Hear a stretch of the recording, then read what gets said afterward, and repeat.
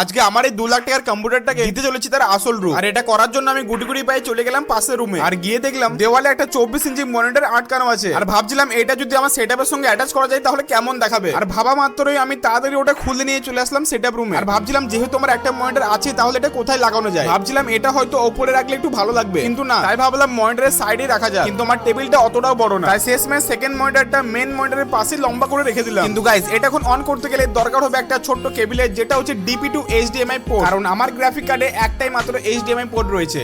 So hello guys, finally আমি সেই পোর্টটা নিয়ে চলে এসেছি, যেটা হচ্ছে এই ছোট্ট জিনিসটা। হ্যাঁ, এটা সাহায্যে সেকেন্ড মনিটরটা চালু করা সম্ভব। তো চলো এবার গ্রাফিক কার্ডের সঙ্গে তাড়াতাড়ি এইচডিএমআই কেবলটা কানেক্ট করে ফেলি। ফাইনালি এবার পাওয়ার কেবলটা দিলেই চালু। কিন্তু তার আগে একটা কথা বলি গাইস, এই ভিডিওটা শুট করতে 2 দিন সময় লেগেছে, কিন্তু তোমাদের 1 সেকেন্ডও সময় লাগবে না চ্যানেলটা সাবস্ক্রাইব করতে। তো গাইস এখন দেখা যাক আমার 2 লাখ টাকার সেটআপটা কেমন দেখায়। গাইস লাইভে ফার্স্ট টাইম দেখলাম দুটো মনিটর, তাও আবার নিজের কম্পিউটারে। আর সামনের দিকে এটা এত সুন্দর দেখাচ্ছিল গাইস, কি যে বলবো। আর সত্যি বলতে এটা করতে পেরে আমি খুবই খুশি, কারণ যেটাতে 1 ঘন্টা সময় লাগতো সেটা এখন 30 মিনিটে হয়ে যাবে।